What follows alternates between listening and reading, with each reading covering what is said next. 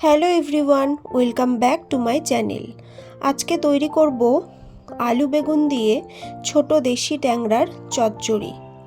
এই রেসিপিটি কিন্তু খেতে খুবই সুস্বাদু হয় আর গরম ভাতের সাথে কিন্তু এটি খেতে খুবই ভালো লাগে। কিভাবে আমি রেসিপিটি তৈরি করলাম চলো সেটি দেখে নিই। রেসিপিটি বানানো কিন্তু খুবই সোজা আর খেতেও কিন্তু খুব সুস্বাদু। রেসিপিটি বানানোর জন্য আমি এখানে কিছু ট্যাংরা মাছ নিয়ে নিয়েছি। মাছটাকে ভালোভাবে পরিষ্কার করে ধুয়ে তারপর এটিকে লবণ হলুদ দিয়ে মাখিয়ে কিছুক্ষণের জন্য রেখে দিয়েছি। এদিকে আমি একটা বেগুন নিয়ে নিয়েছি।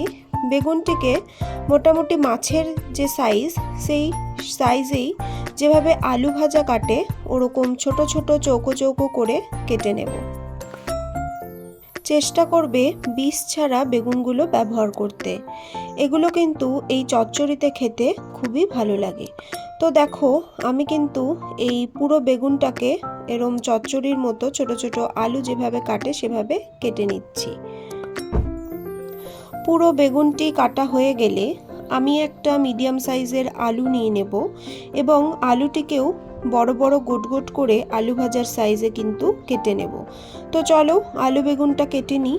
আর এদিকে কড়াইয়ের মধ্যে আমি কিছুটা পরিমাণ সর্ষের তেল গরম করে নেব। তেলটা ভালোভাবে গরম হয়ে গেলে ট্যাংরা মাছগুলোকে এর মধ্যে দিয়ে দেব। আর খুব অল্প কিন্তু এই মাছগুলোকে ভাজতে হবে, মানে একদম কড়া করে ভাজলে কিন্তু হবে না।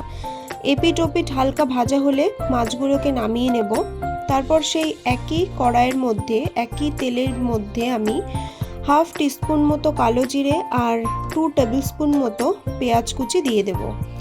তারপরে খুব ভালোভাবে এই পেঁয়াজটিকে একটু লাল লাল করে ভেজে নেব। তারপর এর মধ্যে দিয়ে দেব কেটে রাখা আলু আর বেগুনটিকে। এই আলু আর বেগুনটিকে দিয়ে ভালোভাবে এটিকে মিশিয়ে নেব এবং মিডিয়াম আঁচে কিন্তু ভালোভাবে ফ্রাই করে নেব।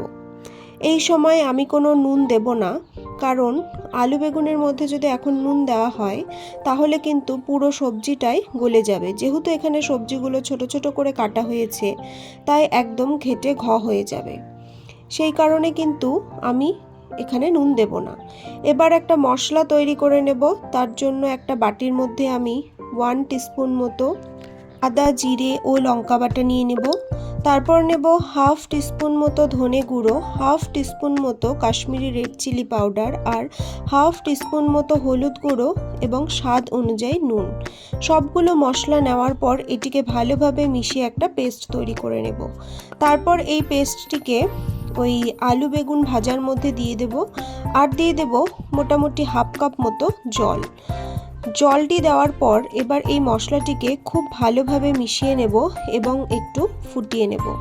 ফুটিয়ে নেওয়ার পর এর মধ্যে দিয়ে দেব কিছুটা পরিমাণ টমেটো। এখানে আমি হাফ টমেটো ভালোভাবে স্লাইস করে কেটে নিয়েছি।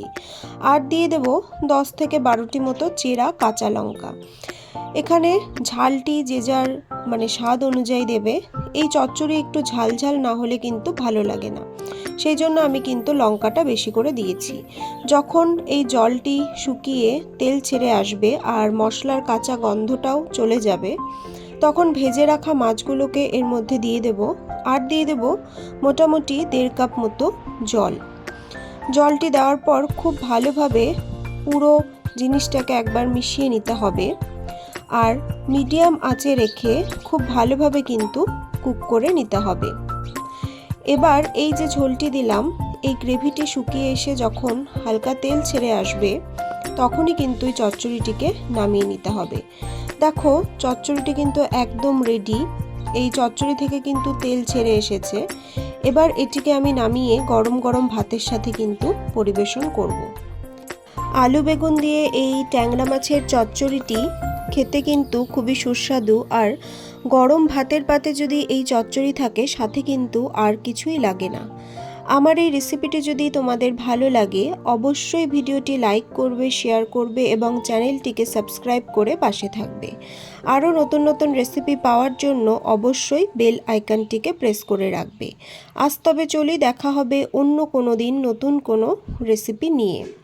Thank you.